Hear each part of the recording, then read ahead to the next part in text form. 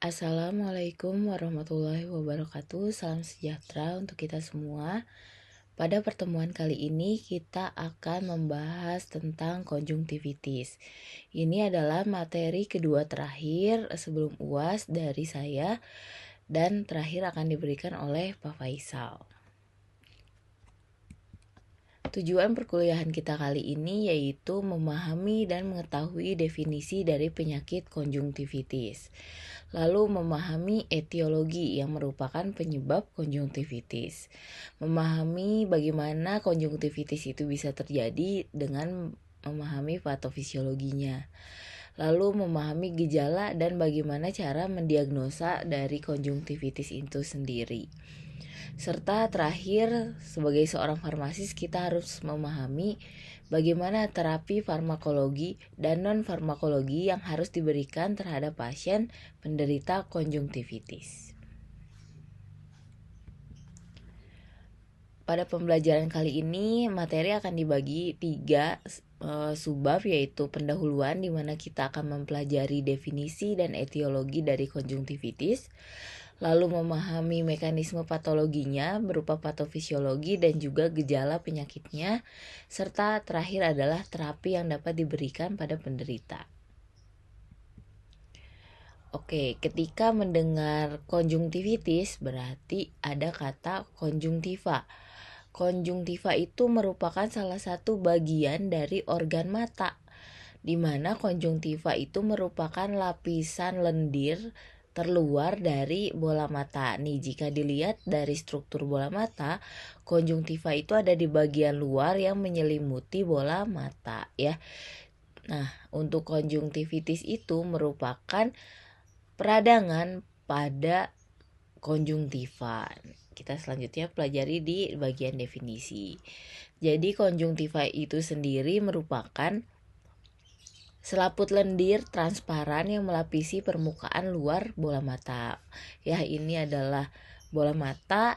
Konjungtivanya itu adalah di bagian luarnya, makanya disebut dengan selaput lendir yang melapisi permukaan bola mata. Nih, di permukaan, di mana konjungtiva itu sendiri terdiri dari 2 bagian, yaitu konjungtiva bulbar yang menutupi bola mata, ini konjungtiva bulbar. Sedangkan yang satu lagi bagiannya adalah disebut konjungtiva tarsal, yang merupakan lapisan permukaan bagian dari dalam kelopak mata. Nah, kan mata itu bulat. Nah, yang tidak tertutup kelopak mata disebutnya konjungtiva bulbar, sedangkan yang tertutup disebutnya konjungtiva tarsal. Oleh karena itu, konjungtivitis itu sendiri berasal dari kata konjungtiva plus biasanya nama lain dari peradangan ya, biasanya terakhirnya tis gitu ya, dermatitis. Nah, itu artinya ada peradangan. Jadi konjungtivitis itu adalah peradangan pada selaput konjungtiva atau peradangan pada konjungtiva. Jadi yang ditandai dengan matanya merah, maka konjungtivitis itu adalah mata merah akibat peradangan pada selaput yang melapisi permukaan bola mata dan kelopak mata bagian dalam. Selain mata merah, konjungtivitis dapat disertai rasa gatal pada mata dan mata berair. Untuk gejalanya sendiri ini biasanya dipengaruhi oleh penyebab si konjungtivitis itu sendiri ya. Konjungtivitis ini ditandai terjadinya peradangan pada jaringan konjungtiva, lalu pembengkakan pembuluh darah, dan juga beberapa disertai dengan rasa nyeri. Nah, konjungtiva itu ada yang bersifat akut, ada yang bersifat kronis. Dan sifatnya itu ada yang menular dan juga tidak menular. Hal ini didasarkan pada penyebabnya. Umumnya konjungtiva itu berlangsung 3-4 minggu, namun rata-ratanya untuk kondisi akut biasanya 1-2 minggu. Nah, untuk kondisi kronis ini biasanya lebih dari 4 minggu ya. Jadi untuk akut dan kronis itu biasanya didasarkan pada durasi lama terjadinya penyakit. Kalau yang akut maksimumnya 4 minggu, tapi rata-rata penderitanya itu berlangsung selama 1-2 minggu. Sedangkan yang kronis lebih dari 4 minggu. untuk prevalensinya sendiri ternyata konjungtiva ini merupakan salah satu penyakit pada mata dengan prevalensi yang tertinggi. Jadi sebenarnya banyak ya penyakit pada mata, sebelumnya kita pernah bahas glaukoma. Oh, itu nanti di farmakoterapi 3 ya, ada glaukoma. Nah, jadi konjungtivitis ini adalah salah satu penyakit pada mata yang prevalensinya cukup tinggi, di mana untuk kategori prevalensinya ini didasarkan pada usia, jenis kelamin, dan juga waktu kapan terjadinya.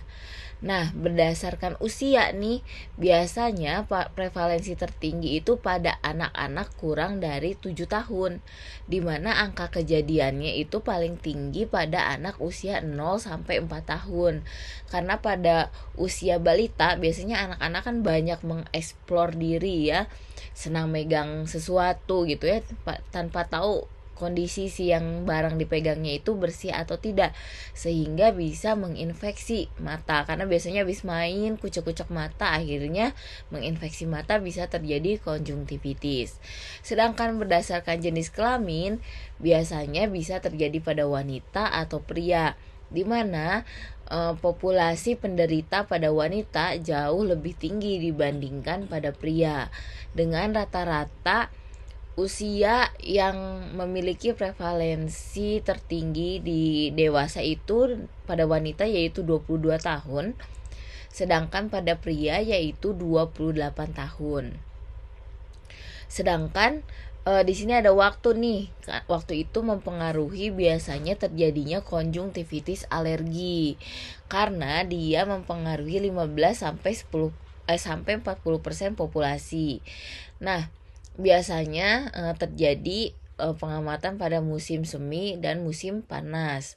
Namun untuk konjungtivitis bakteri ini kan kondisinya infeksi bakteri ya. Jadi biasanya banyak terjadi pada bulan April hingga dari Desember hingga April gitu ya, dari bulan 12 sampai 4. Hal ini ditandai dengan apa? Ini terjadi pada kondisi dingin ya, suhu udara dingin, dimana pada negara subtropis atau bermusim 4, bulan Desember hingga April itu adalah musim dingin, dimana daya tahan tubuh seseorang itu biasanya lebih rendah dibandingkan pada kondisi musim panas atau musim semi. Oleh karena itu mudah terinfeksi. Maka inilah terjadi peningkatan konjungtivitis bakteri pada bulan tersebut ya. Jadi tahu kalau usia paling banyak tuh pada anak-anak. Kalau berdasarkan jenis kelamin, prevalensi tertinggi itu pada wanita. Sedangkan waktu, kalau konjungtivitis akibat alergi biasanya musim semi atau panas, di mana terjadi peningkatan suhu.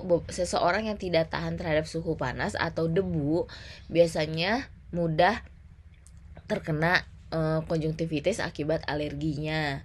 Namun konjungtivitis bakteri biasanya banyak terjadi pada bulan Desember hingga April ketika suhu udara di luar atau di lingkungan itu turun, sehingga mudah menginfeksi karena daya tahan tubuh yang menurun gitu ya.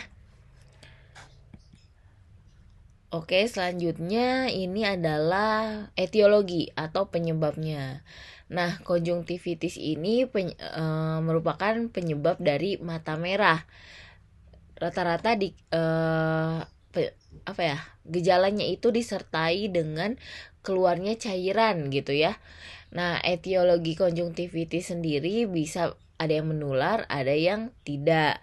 Penyebab paling umum dari konjungtivitis itu secara umum bisa disebabkan oleh virus, lalu bakteri, dan yang non-infeksius itu bisa disebabkan oleh alergen atau juga toksin ya. Nah, kalau misalnya dilihat dari gambar ini nih, ini adalah penyebab konjungtivitis yang paling sering, yaitu ada virus, ada bakteri, ada jamur, lalu ada alergen atau senyawa toksin lainnya ya. Biasanya tuh bisa polen atau serbuk sari, debu, asap gitu ya, itu bisa.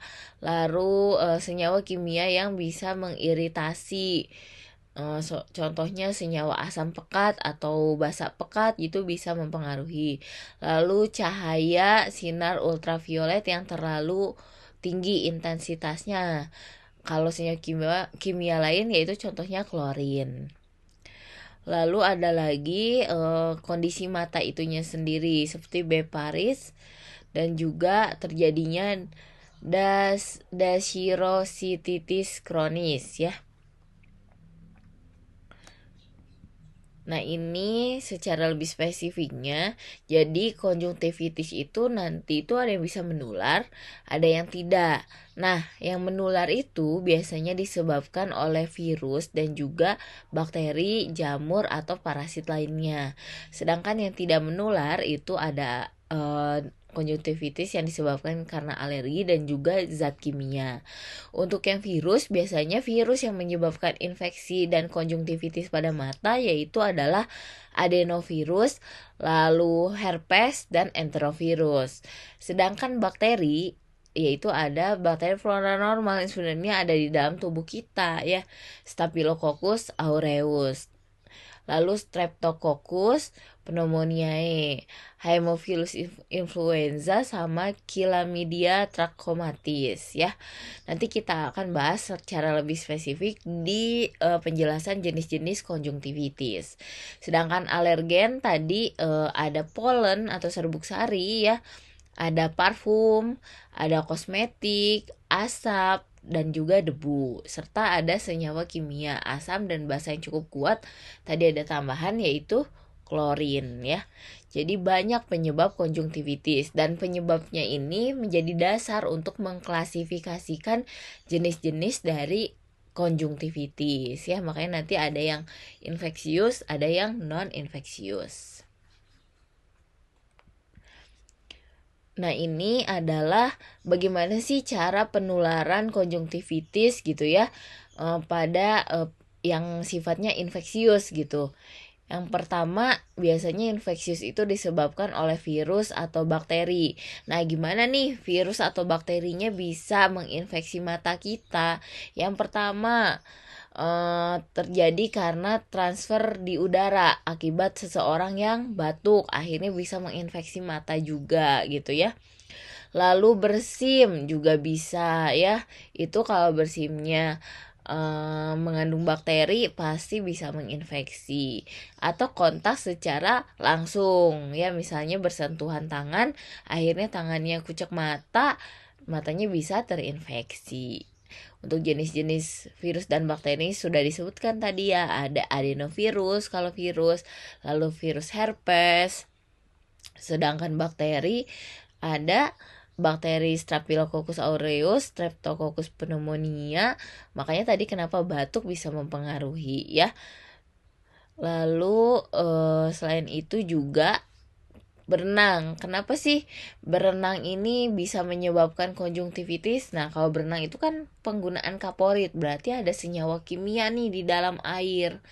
Nah, jika kitanya itu sangat sensitif terhadap zat kimia, itu bisa menyebabkan iritasi pada mata si senyawa kimia yang ada di air kolam renang. Karena contohnya di dalam kaporit itu mengandung klorin, akhirnya bisa mengiritasi mata dan menyebabkan konjungtivitis gitu ya. Ini salah satu cara penyebaran atau salah satu cara zat kimia bisa menginfeksi atau menyebabkan terjadinya konjungtivitis ya. Untuk patofisiologinya sendiri, jadi konjungtivitis itu penyakit yang bisa terjadi ketika adanya peradangan pada konjungtiva. Nah, kenapa sih konjungtivanya itu bisa radang gitu ya? Yang pertama, adanya infeksi patogen. Nah, patogennya itu bisa berupa virus atau bakteri. Nah, bisa juga yang menginfeksinya itu adalah iritan non-infeksius atau senyawa-senyawa antigen yang berasal dari senyawa kimia atau alergen lain ya. Tadi contohnya ada serbuk sari, ada debu, asap, dan juga senyawa kimia contohnya klorin pada kolam renang ya. Jadi infeksinya itu bisa yang infeksius dan non infeksius. Infeksi patogennya itu adalah virus atau bakteri masuk nih ke mata. Nah, ketika masuk ke mata, mata itu kan akan bereaksi nih. Ada sistem pertahanan tubuh di dalam mata, yaitu sel-sel imun. Nah, ketika sel imunnya bereaksi tahu ada antigen yang masuk ke dalam tubuh, akhirnya menyebabkan pelebaran pembuluh darah sebagai reaksi imunnya yang ada di konjungtiva. Ketika terjadi pelebaran pembuluh darah, akhirnya menyebabkan inflamasi nih di daerah konjungtiva. Nah, ketika sudah terjadi inflamasi, maka menghasilkan warnanya itu kemerahan dan juga mengalami kelebihan cairan ekskresi dari bola mata. Akhirnya terjadi udem atau peradangan pada konjungtiva. Nah, ya, pada konjungtiva bakteri ini bisa terjadi peradangan karena jaringan pada permukaan bola mata dipenuhi oleh bakteri flora normal. Ya, jadi sebenarnya kan bakteri flora normal itu ada di dalam tubuh kita, tapi ketika jumlahnya berlebih dan tidak terkendali bisa menyebabkan patologi. Ya, makanya ini salah satunya adalah konjungtivitis, kelebihan bakteri flora normal yang ada di mata. Nah, bakteri flora normalnya itu menyebabkan stimulasi imun, respon imun yang ada di dalam tubuh sehingga terjadi penutupan epitel dari konjungtiva dan respon lainnya berupa tindakan berkedip dan pengeluaran air mata atau lakrimasi untuk membilas si matanya ya. Itu adalah patofisiologi. Jadi patogen atau alergennya menginfeksi mata kita, akhirnya matanya merespon karena ada sel-sel imun ya seperti sel MAS. Dia akhirnya menstimulasi pelebaran pembuluh darah. Ketika pembuluh darahnya melebar terus-menerus, akhirnya menyebabkan inflamasi. Nah, ketika sudah inflamasi terjadi kemerahan atau udem pada konjungtiva ya. Untuk jenis-jenis konjungtivitisnya itu secara besarnya dibagi yang menular dan tidak menular atau infeksius dan non infeksius. Untuk yang infeksius sendiri ada konjungtivitis virus, yaitu berdasarkan penyebabnya ya. Konjungtivitis herpes ini masih termasuk bagian dari yang virus. Lalu ada konjungtivitis bakteri. Sedangkan yang tidak menularnya ada konjungtivitis alergi. Ini nanti dibagi lagi, ada alergi karena waktu, ada alergi karena suatu senyawa kimia ya. Untuk yang pertama kita akan bahas tentang konjungtivitis virus, di mana konjungtivitis virus ini merupakan peradangan pada konjungtiva yang disebabkan oleh virus. Nih, salah satu virusnya tadi sudah kita banyak sebutkan bahwa penyebab konjungtivitis virus salah satunya adalah virus adenovirus. Biasanya konjungtivitis ini bisa sembuh dalam waktu 1 minggu dengan tidak mengkonsumsi obat. Gejala umum ditandai dengan mata merah dan kotorannya yang berwarna bening ya. Jadi kalau dilihat nih pada contoh gambar seseorang yang sedang menderita konjungtivitis, terlihat di sekitaran kelopak matanya tidak ada kotoran, padahal ada ya, kotorannya berwarna bening kalau pada konjungtivitis virus. Dan secara umum hampir semua konjungtivitis ditandai dengan matanya berwarna merah di bagian konjungtiva. Nah, selain adenovirus, konjungtivitis virus juga disebabkan oleh virus herpes yang menyerang mata. Biasanya serangan virus ini akan menimbulkan lenting atau bintik berisi cairan dengan ukuran yang cukup kecil. Nah, biasanya tidak terlihat nih kalau dengan mata telanjang ya, biasanya perlu bantuan mikroskop karena ukurannya yang kurang dari 1 mm. Dalam kondisi daya tahan tubuh lemah, infeksi herpes ini bisa menyebabkan gangguan pernafasan dan juga pembesaran kelenjar getah bening ataupun demam akibat dari respon imun tubuh terhadap infeksi virus yang masuk ya. Diketahui bahwa kelenjar getah bening itu merupakan kelenjar yang berisi sel-sel respon imun ya. Kalian sudah pelajari di imunologi. Demam pun merupakan respon reaksi imun dari tubuh terhadap infeksi patogen. Ini adalah yang kedua, konjungtivitis serosa akut. Ini merupakan bagian dari konjungtivitis virus karena konjungtivitis serosa akut disebabkan oleh infeksi virus yang sifatnya ringan dan tidak menimbulkan respon folikular. Konjungtivitis virus ditandai dengan dilatasi pembuluh darah pada konjungtiva superficial sehingga timbul hiperemi dan udem pada konjungtiva, folikel serta sekret yang bersifat variasi. Ya, sekret itu hingga menimbulkan kotoran mata. Tapi kotoran matanya, ingat, pada infeksi virus itu warnanya bening. Nanti kita lihat ciri pada infeksi bakteri. Sekret serosa biasanya disebabkan infeksi virus yang sifatnya akut atau alergi akut, dan sekret mukoid dijumpai pada alergi kronik atau konjungtivitis Zika dry eye syndrome ya. Jadi konjungtivitis Zika itu merupakan konjungtivitis yang disebabkan karena mata yang kering. Biasanya ini karena alergen gitu ya, atau karena seseorangnya ada memiliki keturunan bola matanya kering. Itu bisa menyebabkan merah karena tidak lembab nih si bola matanya. Akhirnya pembuluh darah melebar untuk memberikan respon lakrimasi, akhirnya warnanya merah. Sekret mukoporulen biasanya terjadi pada infeksi akut, infeksi bakteri. Nanti kita lihat pada infeksi bakteri sekret mukoporulen itu seperti apa ya. Dan klamidia. Sedangkan sekret hiperpuluren disebabkan karena infeksi gonokokus. Jadi infeksi klamidia dan gonokokus ini merupakan infeksi bakteri yang bisa meningkatkan sekresi mukoporulen atau purulen ya, kotoran mata. Lalu ada konjungtivitis hemoragik akut. Konjungtivitis hemoragik akut adalah proses inflamasi di konjungtiva yang disertai pendarahan konjungtiva multiple gitu ya. Jadi konjungtivanya itu namanya juga hemoragik disertai dengan pendarahan. Lalu ada konjungtiva hiperemis dan hiperplasia folikular ringan. Konjungtivitis hemoragik akut umumnya disebabkan oleh picornavirus. Makanya ini termasuk dalam salah satu jenis konjungtivitis infeksius karena disebabkan oleh virus. Sering terjadi di daerah Afrika dan juga Inggris yang disebut juga dengan epidemic hemorrhagic conjunctivitis atau EHC.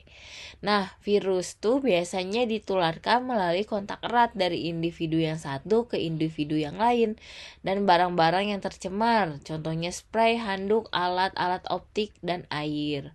Makanya salah satu pencegahan dari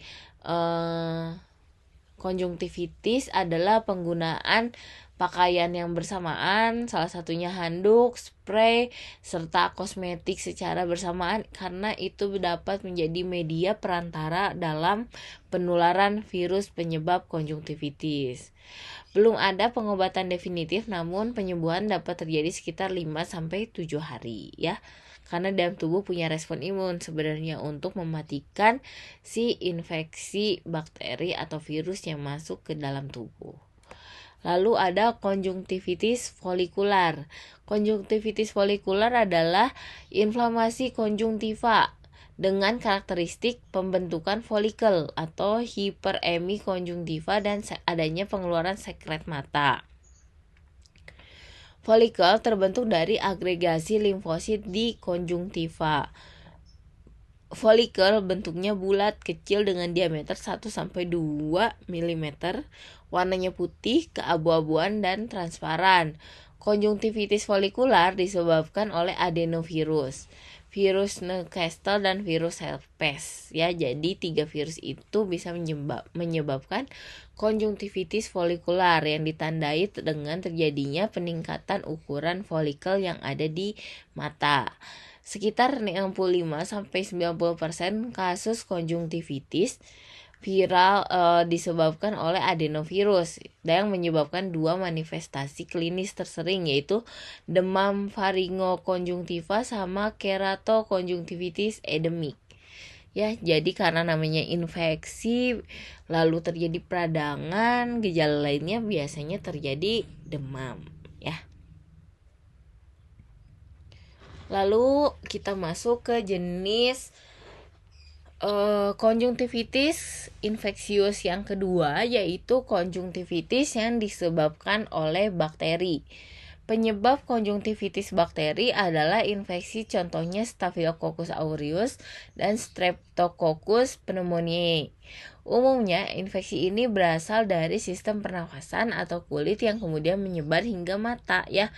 Contohnya kan tadi batuk, kita menutup tangan pakai menutup batuknya pakai tangannya kucek-kucek mata, akhirnya si bakteri yang dikeluarkan ketika batuk masuk ke mata, akhirnya menginfeksi mata dan menyebabkan konjungtivitis akibat infeksi bakteri.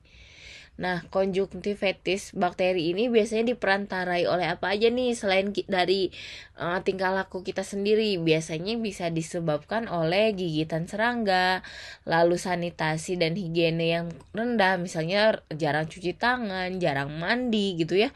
Itu bisa menjadi salah satu faktor yang menyebabkan konjungtivitis akibat bakteri. Lalu menggunakan make up atau skincare yang terkontaminasi bakteri. Ya, makanya kenapa skincare itu harus baik penyimpanannya. Lalu si sponsnya itu harus dicuci dengan baik setiap habis pemakaian untuk mencegah adanya kontaminasi bakteri. Lalu sering bertukar produk kosmetik atau penggunaan produk kosmetik bersamaan juga menjadi media penyebaran dari bakteri penyebab konjungtivitis.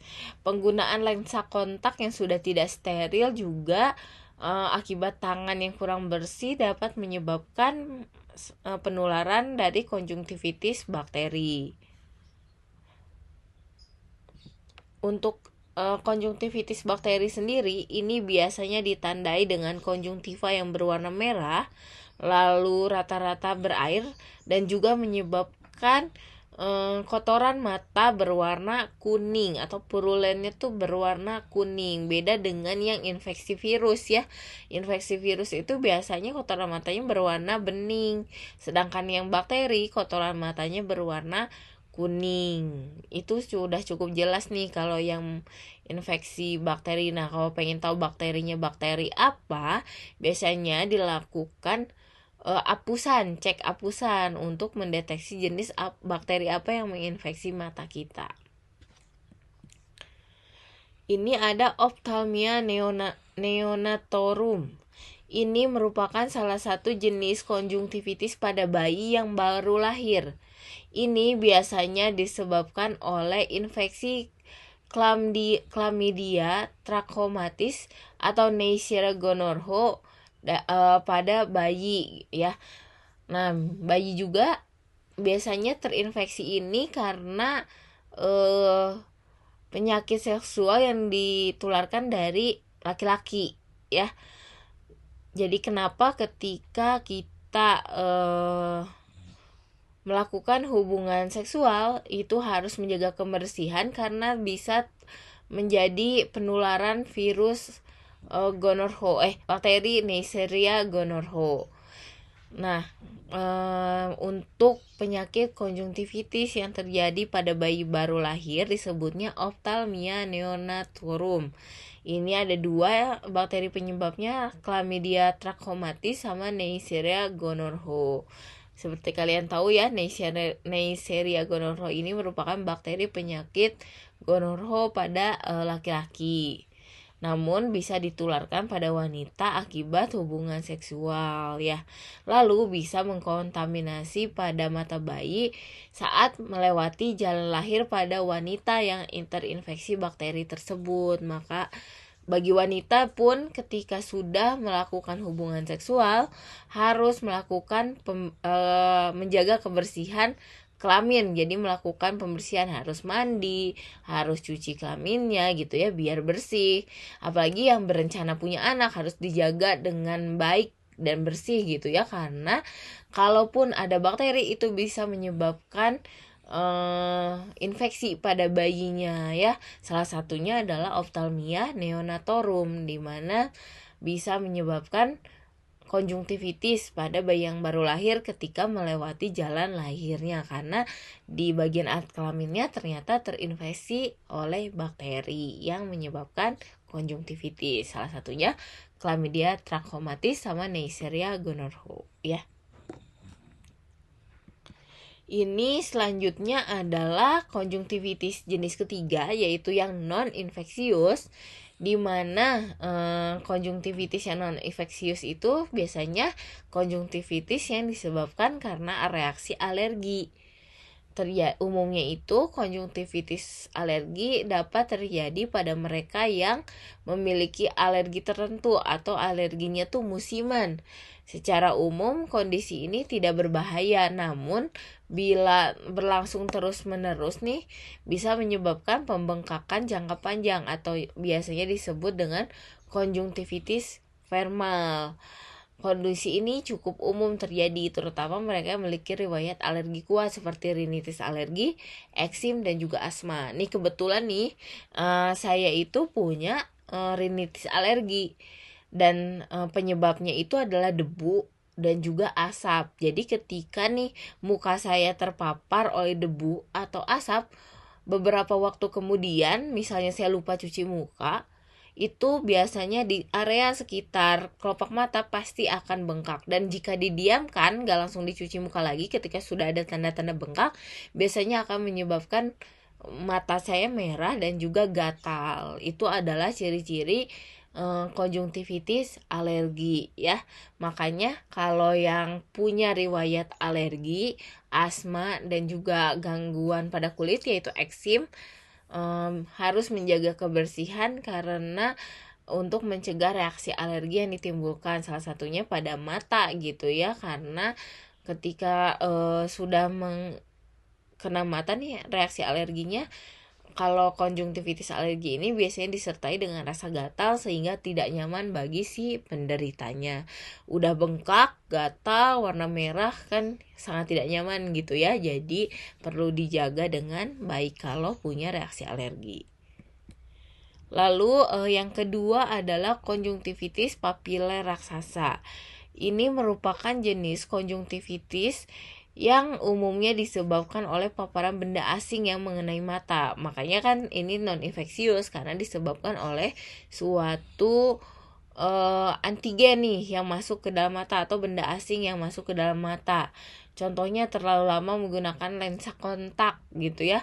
Dan si lensa kontaknya ini ukurannya cukup besar misalnya, sehingga membuat tidak nyaman di mata. Gejalanya biasanya dimulai dengan kemunculan bintik-bintik kecil, papil atau folikel yang ada di kelopak mata bagian atas dan terus membesar. Ini ada contohnya ya, dimana di bagian kelopak bagian atasnya adalah bintil-bintil folikelnya yang tadi ya. Beberapa yang infeksi juga ada cirinya, tapi untuk yang konjungtivitis papiler raksasa ini kelihatan cukup jelas sih bintil-bintilnya gitu di kelopak, sehingga disebutnya papiler raksasa ya. Jika mengalami, segera hentikan penggunaan lensa kontak dan hubungi dokter jika dalam beberapa hari tidak membaik ya. Itu berarti sudah membahayakan ya.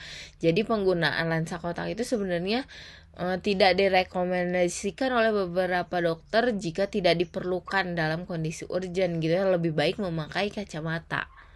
Cuman kan zaman sekarang nih banyak ya yang perempuan terutama ketika ingin tampil lebih modis, lebih cantik, sering menggunakan lensa kontak. Nah, kalau sering makanya belilah lensa kontak dengan kondisi yang baik, yang benar, terjaga sterilitasnya untuk mencegah adanya infeksi terhadap bola mata atau menyebabkan reaksi alergi pada mata akibat senyawa kandungan kimia yang ada di dalam lensa kontak tersebut, karena bisa membahayakan untuk mata kita ya. Selanjutnya adalah konjungtivitis kimia. konjungtivitis kimia ini sesuai dengan namanya dikarenakan oleh paparan zat kimia berbahaya yang masuk ke dalam mata. Iritasi mata ini umumnya disebabkan oleh polusi udara, jadi bisa debu, bisa asap ya, atau juga disebabkan oleh paparan zat kimia yang langsung ke mata. Contohnya klorin, yang paling banyak sih disebabkan oleh klorin, karena kalau kalian nih lagi berenang biasanya kerasa perih ya di mata kalau kita berenangnya nggak pakai kacamata berenang gitu, karena ada klorin yang menyebabkan iritasi pada mata. Nah, untuk konjungtivitis kimia ini tidak terlalu berbahaya karena sebenarnya ini sifatnya akut dan bisa sembuh dalam beberapa hari. Namun, jika berlangsung terus-menerus tetap ya itu akan menjadi bahaya. Misalnya atlet nih tiap hari latihan, tiap hari terpapar. Nah, kalau tidak dijaga dengan baik kondisi matanya atau tidak dibersihkan, bisa menyebabkan konjungtivitis ya.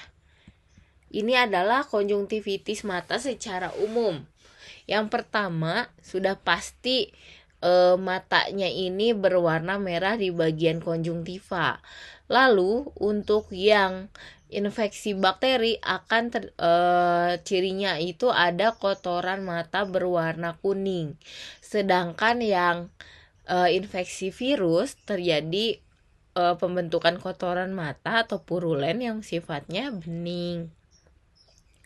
Lalu untuk yang reaksi alergi dan juga infeksi virus biasanya disertai dengan lakrimasi atau pengeluaran cairan mata yang berlebih dibandingkan dalam kondisi yang normal. Dan untuk yang konjungtivitis akibat alergi biasanya disertai dengan rasa gatal, lalu bengkak pada bagian kelopak mata baik atas ataupun bawah. Selain itu juga pada penderita konjungtivitis biasanya penglihatannya menjadi lebih blur atau lebih tidak jelas dibandingkan ketika kondisi normal. Lalu sensitif terhadap cahayanya semakin meningkat, lalu rasa gatal ya terjadi pada bola mata. Lalu tadi udah disebutkan terjadi pembengkakan pada kelopak mata sehingga pola matanya lebih fluffy gitu ya, lebih gendut gitu karena terjadi pembengkakan ya. Sudah pasti yang gejala umum dan ada di semua konjungtivitis yaitu adalah terjadi warna mata menjadi merah atau pink eye disebutnya ya. Beberapa juga menyebutkan matanya menjadi sakit gitu. Ini adalah gambaran perbandingan gejala konjungtivitis. Ini adalah mata normal di mana konjungtivanya berwarna putih, lalu pembuluh darahnya tidak terlihat secara jelas gitu ya. Nah, pada penderita bakterial konjungtivitis bisa terjadi pada satu atau dua mata, namun biasanya pada penderita bakteri konjungtivitis ini terjadi pada kedua bola matanya. Ya, cirinya itu warnanya berwarna merah, ada udem, lalu ada purulen yaitu kotoran mata berwarna kuning. Sedangkan virus konjungtivitis ini adalah biasanya hanya satu mata nih yang terkena infeksi. Cirinya adalah matanya berwarna merah, lalu kotoran mata yang berwarna bening disertai juga dengan pengeluaran cairan bola mata atau lakrimatisasi. Yang terakhir adalah alergi konjungtivitis. Biasanya terjadi pada kedua bola mata karena alergen ya bisa menginfeksi dua-duanya. Cirinya adalah mata berwarna merah, ada lakrimatisasi atau pengeluaran cairan bola mata berlebih, ada udem di sekitar kelopak bola mata, makanya ini warna pink ya. Kalau yang virus sama yang bakteri nggak ada. Lalu gatal, disertai rasa gatal untuk yang infeksi karena alergi.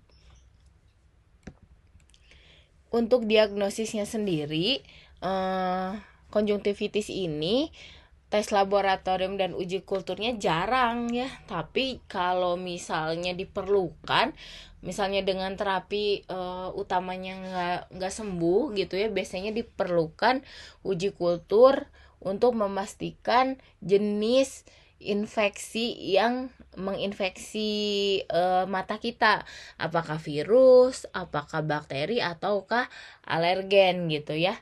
Kultur kelopak mata dan sitologi biasanya dicadangkan untuk kasus konjungtivitis yang berulang. Jadi orang yang udah sembuh kok konjungtivitis lagi, jadi biar tahu nih penyebabnya apa ya. Selain itu juga perlu dilakukan kultur pada penderita yang resisten terhadap pengobatan atau infeksinya karena gonokokus atau chlamydia yang tadi karena infeksi bakteri. Konjungtivitis pada bayi, lalu pada orang dewasa yang mengalami purulen berat atau sekret dari kotoran mata yang berwarna kuningnya itu banyak gitu ya, perlu adanya kultur kelopak mata. Lalu adanya tes antigen terhadap adenovirus juga digunakan untuk mengkonfirmasi konjungtivitis akibat virus ya. Untuk stepnya adalah gini, misalnya seseorang menderita konjungtivitis sudah berlangsung hampir 4 minggu nih, akhirnya periksa ke dokter. Angka pertamanya ditanya ada sakit atau enggak. Nah kalau misalnya ada sakit, oh berarti ini penyakit yang lain sepertinya, bukan konjungtivitis. Lalu apakah karena gangguan sinar gitu ya, fotofobia? Kalau iya, oh berarti bukan konjungtivitis nih, penyakit yang lain gitu ya. Lalu kalau bukan, apakah matanya blur? Iya, tapi blurnya tuh sangat konsisten dan terus menerus, itu berarti bukan dari konjungtivitis. Nah kalau ternyata terjadi pengeluaran kotoran mata, ya pengeluarannya karena apa nih? Terjadi hiper atau biasa aja gitu ya. Kalau hiperpurulen biasanya karena konjungtivitis dari gonokokal. Kalau mukoporulen yaitu konjungtivitis akibat bakteri. Kalau disertai rasa gatal biasanya karena alergi, karena kalau yang virus itu tidak menyebabkan gatal tapi matanya berair gitu ya. Lalu untuk terapi konjungtivitisnya sendiri harus disesuaikan dengan penyebab utamanya. Jadi tujuan terapinya adalah mencari tahu dulu nih penyebabnya karena apa, baru kita bisa mengobati atau memberikan masukan tentang obat yang harus diberikan kepada pasien. Sebagai seorang farmasis, biasanya nanti dokter akan konsultasi, dokternya tersebut punya pasien A, B, C, D dengan gejalanya tersebut gitu ya.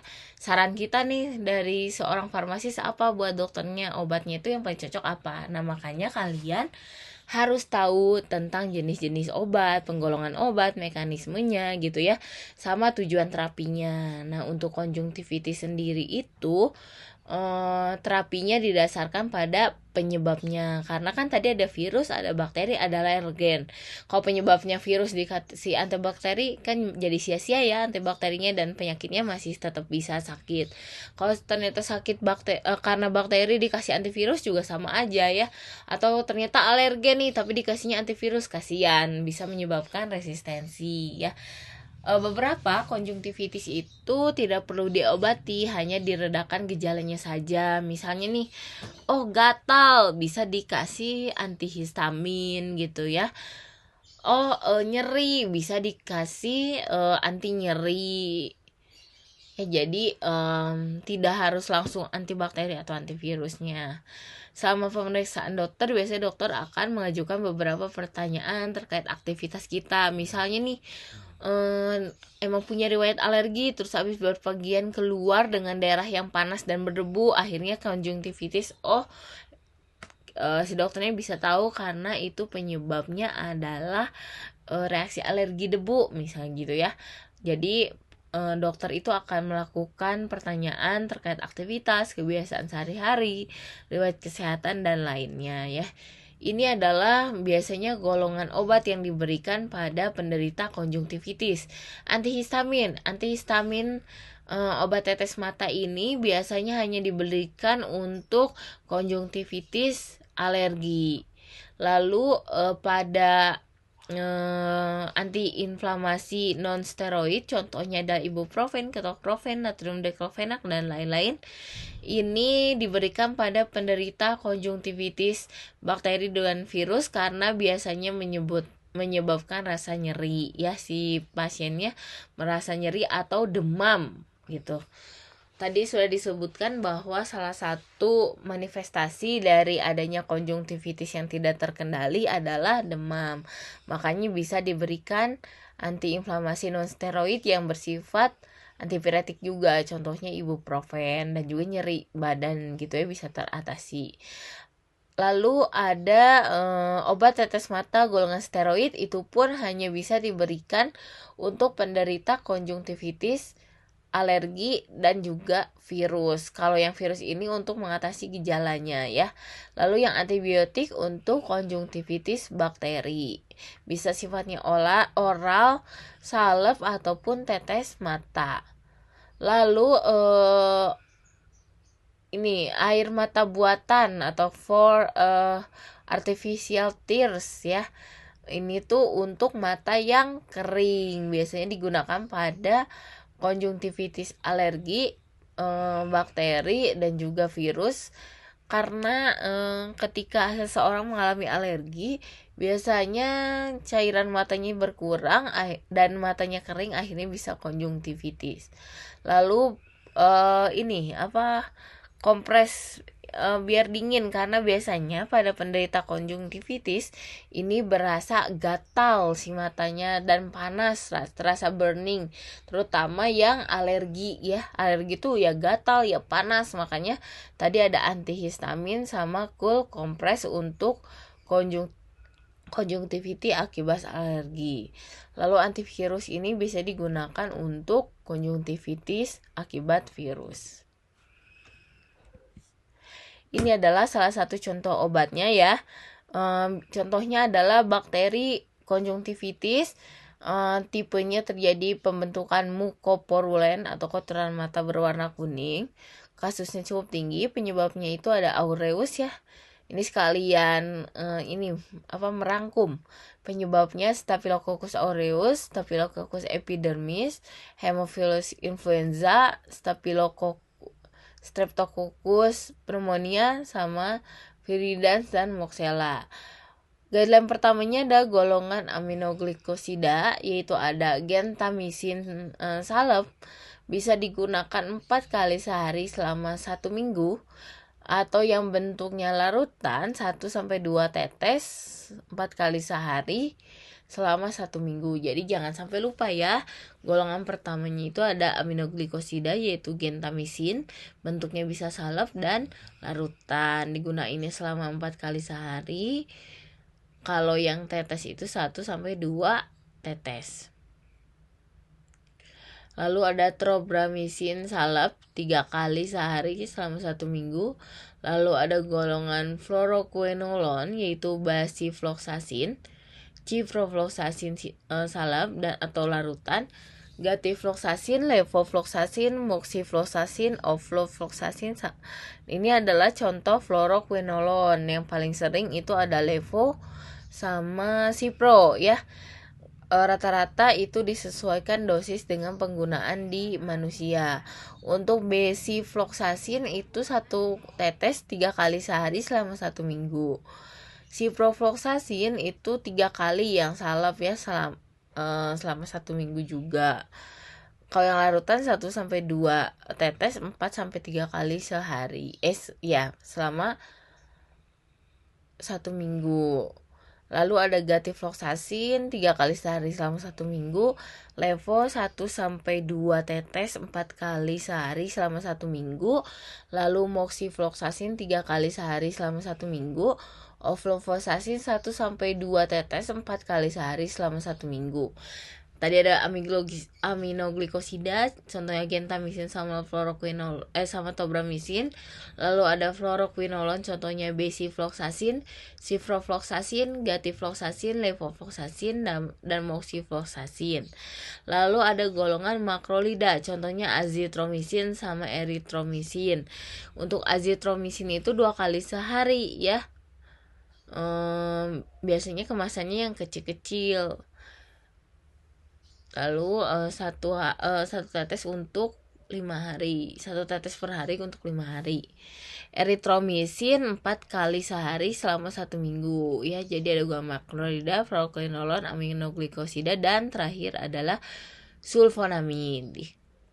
Jadi bisa digunakan salep sulfacetamid di mana 4 kali sehari sebelum tidur selama 1 minggu. Kalau rata 1-2 tetes setiap 2-3 jam selama 1 minggu ya. Lalu ada kombinasi trimetoprim polymyxin yaitu 1-2 tetes 4 kali sehari 1 minggu. Ada aminoglikosida, fluoroquinolone, makrolida, sama sulfonamid ya.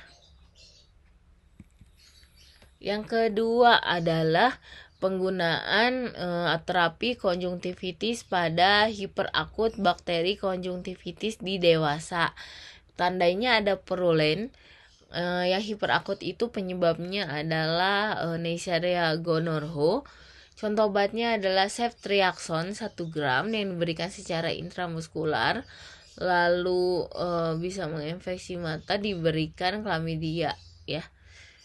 Jadi yang hiperakut itu ada chlamydia sama gonorrhoeae. Kalau antivirus yang biasa digunakan untuk konjungtivitis akibat virus biasanya kalau yang karena virus herpes yaitu oral acyclovir ataupun topikal acyclovir. Ya, jadi yang virus itu rata-rata acyclovir.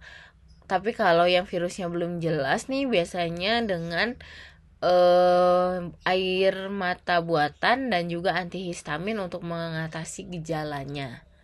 Sedangkan yang seseorang yang dewasa yang terkena konjungtivitis bisa diberikan azitromisin selama 1 gram sehari sama doxycycline 100 mg sehari 2 kali selama 7 hari ya.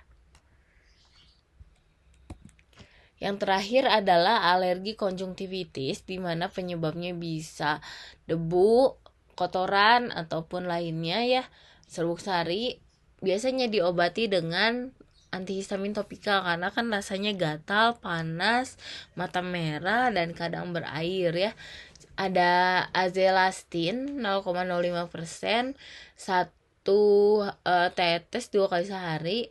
Emedastin sama 0,05%. Lalu ada topical Selmas inhibitor, clomolin sodium sama lodosamid dan juga nedokromil. Ada NSAID yaitu ketorolac dan vasokonstriktor antihistamin ada napazolin, feniramin, dimana ini digunain 1 tetes 2-3 kali sehari sampai sembuh ya. Kalau yang bukan antibakteri ini bisa sampai sembuh. Kalau yang antibakteri ada batasannya berapa hari, biasanya 7 hari. Ini adalah langkah pencegahan sekaligus non farmakologi dari konjungtivitis. Yang pertama, menjaga kebersihan barang-barang pribadi ya. Penggunaannya tidak boleh bersamaan yang bersifat sangat pribadi. Contohnya washcloth gitu ya untuk mandi, sama juga handuknya tidak boleh digunakan bersama-sama. Lalu tutup mulut dan hidung ketika batuk ataupun bersin dan jangan gunakan tangan. Lalu rajin mencuci tangan. Jangan banyak memegang benda-benda asing yang kita tidak tahu dan tidak penting. Rajin melakukan desinfektan, membersihkan permukaan, contohnya meja, laptop dan lain-lain, handphone gitu ya. Lalu ketika berenang gunakan kacamata ya, jangan sampai lupa karena ada klorinnya. Lalu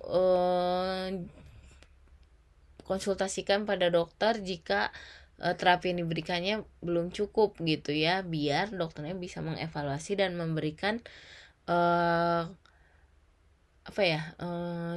obat lainnya tuh apa lebih baiknya untuk si penderita. Sekian untuk materi konjungtivitis ini, jika ada pertanyaan bisa disampaikan ke email saya atau WA saya secara langsung ataupun platform apapun ya. Silakan. Terima kasih. Assalamualaikum warahmatullahi wabarakatuh.